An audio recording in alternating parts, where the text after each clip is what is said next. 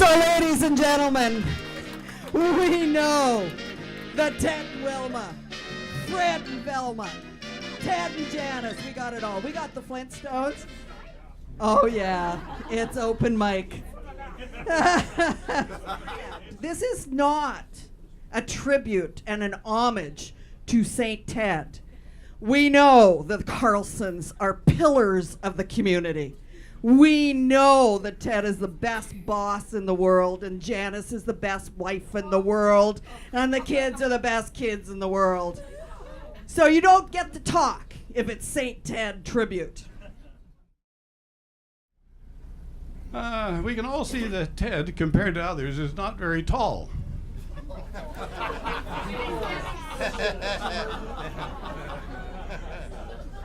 Mind you, he's down from being punchy, and now is actually quite small. You notice that he's not as tall as his brother, but he proclaims, "I'm still taller than my mother." My wife ponders and says, "How could that be?" Ted responds, "Mother, don't worry about me. When I'm at the quarry, I just act like I'm 6'3". We immediately took a liking for each other. To his liking, he found me colorful. To my liking, I found him stone-faced.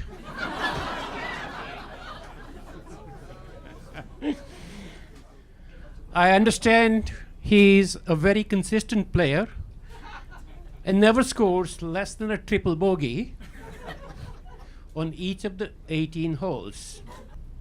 Ted may deny this, but I've been visiting the Northview Club last few days, and the locker room talk is that Ted has rigged the Sumas Mountain to make a settlement area for Donald Trump.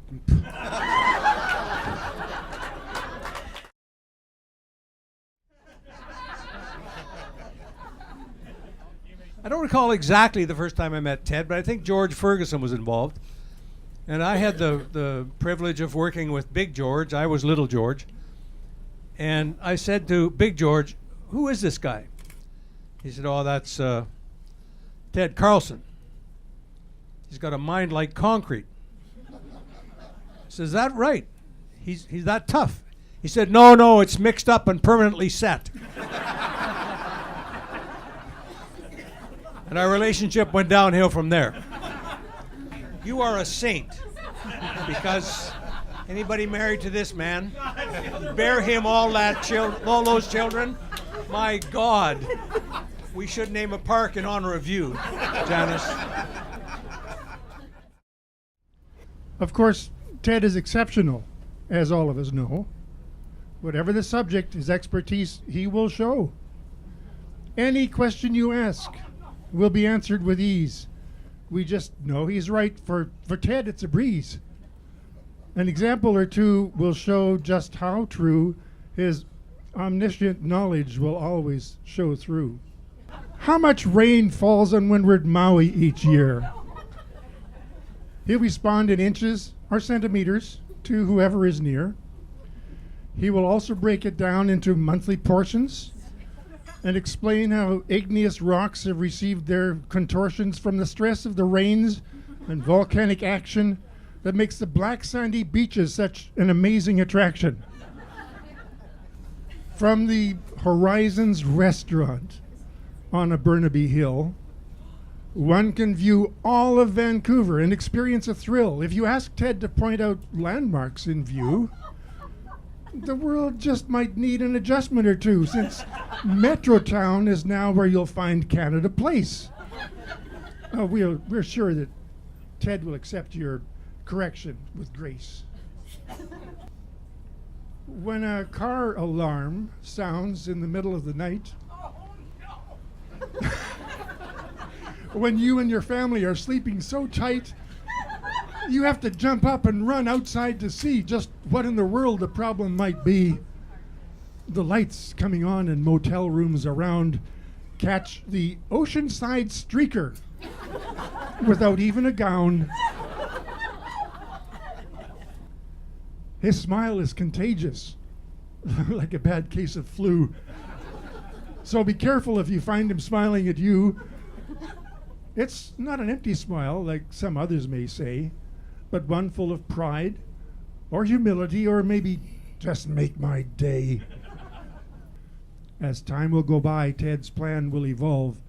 Man's biggest problems, we are sure he will solve, whether it's severe climate change or to bring in world peace.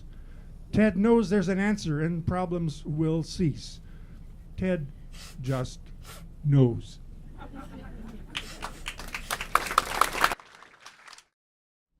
Okay, the first thing about Ted that everybody knows, he'll want you to come and see something with him. So he says, tomorrow, come up to the quarry, and I'll meet with you when you get there. First thing that means is you get there and you wait, and you wait, and you wait, and then he'll come up. Okay, now we'll go do something. As everybody knows with Ted, he goes to any operation, he drives in and he treats it like its own. He will look at anything he wants when he wants. And we did that. So 11 o'clock that night when we left and drove home, all the way home I had to keep talking to him. Ted is not good at staying up late and driving. It was quite nerve-wracking after he dropped me off, picked up my truck from Abbotsford home to keep calling him on the radio that you're out of the lane again, you're out of the lane again. Yeah, you know, yeah, I know.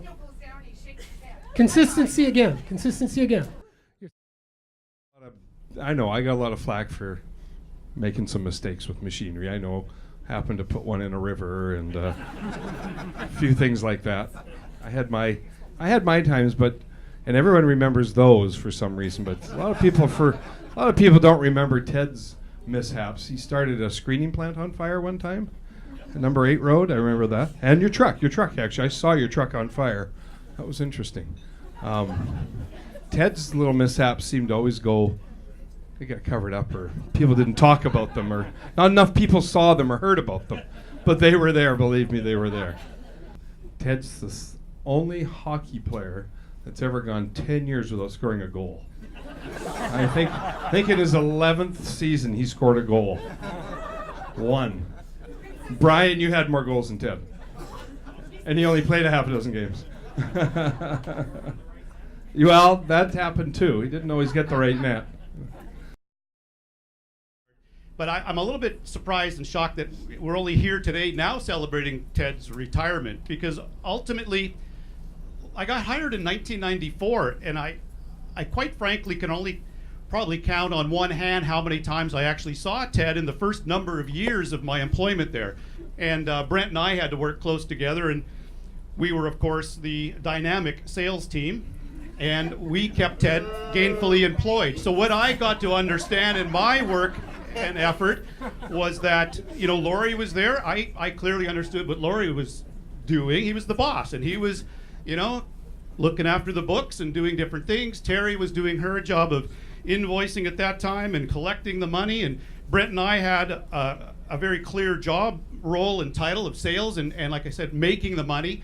And Ted, you know, there was hints, like, you know, I would show up one morning on my desk and there would be a note there. So there was evidence of Ted being around in the early days, but ultimately I never really did get to see him. You know, they had the office built in Port Kells, and the office was built and all the different offices were there, and Laurie was proud to take us there from time to time and show us. And, you know, everybody had an office, and there was even an office that was set aside for this Ted fellow. And again, I didn't understand the logic behind that or the waste of real estate. But, and I'll have to say, because of my last name, of course, I came into the business, and the Carlsons had been in business for still a number of years at that time, and there was different customers that I would call upon, and they would like, oh, Carlson, and which one are you? And of course, I got tired of at some time explaining that I wasn't related, so then I just went along with it. And I became Ted's cousin, and sometimes his brother, cousin brother. Sometimes I was Ted. And in fact, no. But there was a couple times I didn't want to be Ted. Congratulations, but this is a little bit, I don't understand how this is coming to be. But yeah, congratulations, and keep doing whatever you're doing because it's working for you.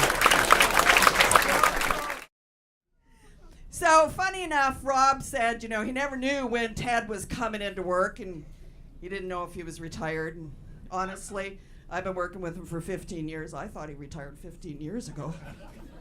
Where are you, Ted? Palm Springs. Where are you, Ted? Scotland.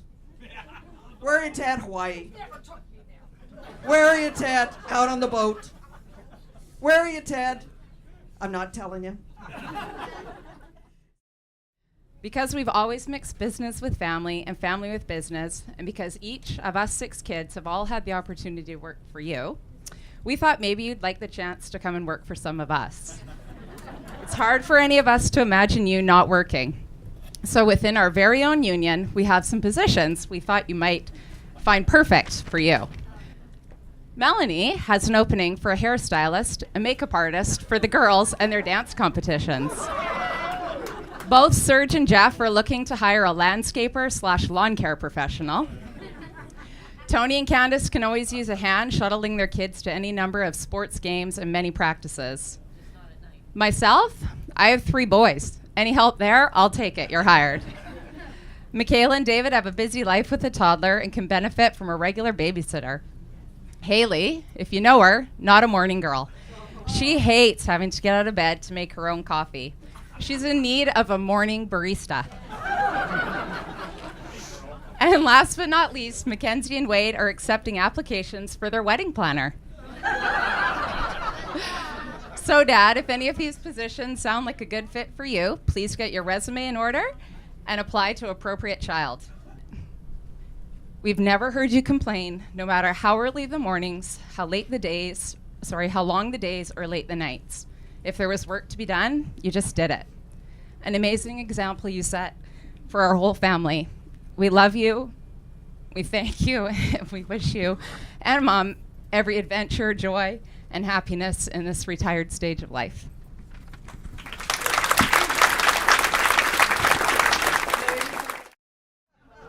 Well, so after Ted blew things up, started them on fire, sent them adrift, and they wouldn't let him touch the equipment anymore at the quarry, and rightly so. So he showed up to volunteer at the church. And, I've built a few churches, and Ted is the first stoner I had on my team. So we review safety rules, and we said, it's a volunteer project, but we want to make sure things are done safely. And then I get a report that there's a safety violation, and I go outside. The excavator is full height. There are 2 people in the bucket, our lead pastor and my youngest son, and Ted is spinning as fast as the excavator will go. I said, Ted, what was that? Oh, he said, it's a time-honored tradition. Okay. Picture the evening campfire, and we're all sitting around and we're telling stories, and you know how it goes. How did you pick your kids' names? We're going around and we all talking, and Janice says, it's really not fair. You guys all had the chance to pick your kids' names together. But Ted wanted to pick the first couple kids' names himself. So he did. She says, Ted, well, how did you come up with those names? And Ted says, well, it was after my ex-girlfriend. So if you know Janice, she has a little feisty spirit to her. She turned around, she took her fist, and playfully was just going to pretend to hit him. She connected. And Ted went around the campground for the next week with the biggest black shiner that you ever did see. Quite a few years back, Finning Tractor took a few customers on a fishing trip. Well, we went fishing and very nice dinner, and got to go to the rooms, and I got to pick a room, or they put us together in this room together. So Ted and I, after the festivities, went up tonight. Ted rolls over, starts snoring at about a 90 decibel level. The doors were rattling, and I looked over and said, my God, what's happening here? And anyways, I threw things at him. He didn't stop. I put a pillow over my ears, didn't stop. It couldn't even, it got it down about 10 decibel levels. Anyways, he did that all night long. And I figured, how does his wife go through this? I don't understand this. So anyways, the next night, they didn't have any other accommodations, so the staff gave me earplugs. Well, that took from about 90 to about 60. But anyways, no sleep for 2 nights in a row. They finally found another place for Ted to sleep. I don't know where he went. I knew what John was going to talk about. As soon as I saw John come up, I started to chuckle. We got to similar thing as John. John, you guys went fishing. That was a nice company fishing trip. This was our church group, and we were going golfing. And as you know, lots of times in these trips, you have to share rooms, just like John and Ted had to. Poor Dan got to share a room with Ted and I. I'm okay that I grew up with Ted snoring, so it doesn't bother me at all. I can sleep through anything. But that's when Ted was starting his snoring, and then he stopped. Yeah, what do you call it? Sleep apnea. When he's snoring away, and then he's and you're waiting for him to take the next breath. And I'm like, oh, whatever, I'm going to sleep. He'll be fine. And it's quiet, and it's really dark. And he's doing this snore, and then stop the breathing, and I think you can count to 10 or 12. And then he'd start up again.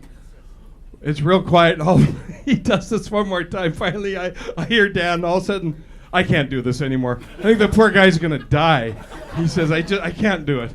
He says, I can't go to sleep. I feel if I go to sleep, I'm responsible for him. And if he dies, then I got to have that guilt on me.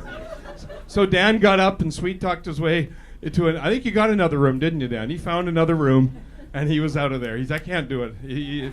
If he's not here in the morning, it's not my fault, he said. Where do I begin? It's been a total blast. Being married to a real rock star. Move over, Chad Kruger. I am married to a real rock star. Watching you over the years, I have realized how much you truly loved your job. And even the challenges and the many challenges that came along the way. Your dedication, your determination, your work ethic has been truly admired. The many people you hired were not just employees to you, but they became close personal friends.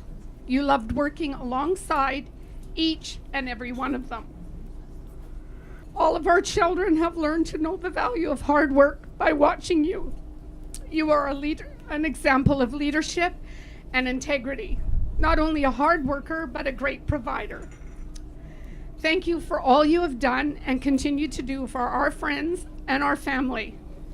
Ted, I'm so proud of you. It's been 40 great years, and God has truly blessed us. As we dive into this next stage, I'm looking forward to the many more GTs to come. More family time, more family vacations, and more grandchildren. I love ya tons.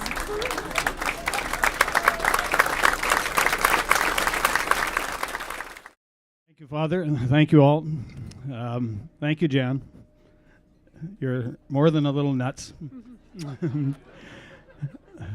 Just about everybody asked me, were you surprised? Yes, I was very surprised. I was getting on a boat today after having breakfast with some friends.